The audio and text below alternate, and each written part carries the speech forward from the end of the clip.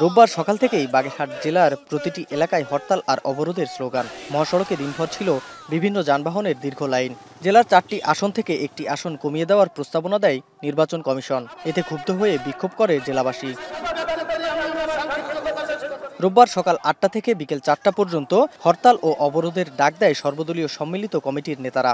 এই যে এখন আমরা আমাদের নিজস্ব গন্তব্য যাইতে পারতেছি না, মানুষের সময়ের দাম আছে, হুট করে এগুলো করলে তো সমস্যায়। আর আমাদের তো জরুরি ডাক সার্ভিস, এটা তো আমার মনে হয় এদের সাইডে দেওয়া উচিত।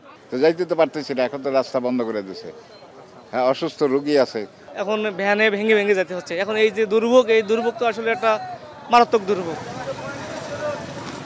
গত 30 জুলাই জনসংখ্যা কম থাকায় বাগেরহাটের 4টি থেকে একটি সংসদীয় আসন কমানোর প্রস্তাবনা দেয় নির্বাচন কমিশন। এই প্রস্তাবনার বিরুদ্ধে অবস্থান অনেক রাজনৈতিক দলের নেতাদের। এই ধরনের পরিবর্তন আনতে গেলে অবশ্যই নির্বাচন কমিশনের আরবি অনুসারে গণশুনানি করার প্রয়োজন হয়। আমরা এই প্রস্তাবনার বিপক্ষে অবস্থান নিয়েছি।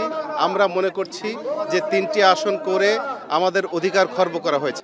যদি বাগেরহাটের 4টি আসন বহাল রাখা না হয়, তাহলে 26 তারিখ থেকে আমরা নতুন কর্মসূচি দিয়ে বাগেরহাটকে অচল করে দেব। বাগেরহাটের আসন বিন্যাস নিয়ে শুনানি রয়েছে নির্বাচন কমিশনে। 4টি আসন ছিল, 4টি আসনই থাকবে। 4টি আসনকে 3টি আসনে কোনো অবস্থাতেই বাগেরহাটবাসীর জীবনে এক বিন্দু রক্ত থাকতে এটা আমরা হতে দিব না। এই 4টি আসন বহাল রেখে আগামী নির্বাচনের দাবি স্থানীয়দের। রামিম চৌধুরী, এখন, খুলনা।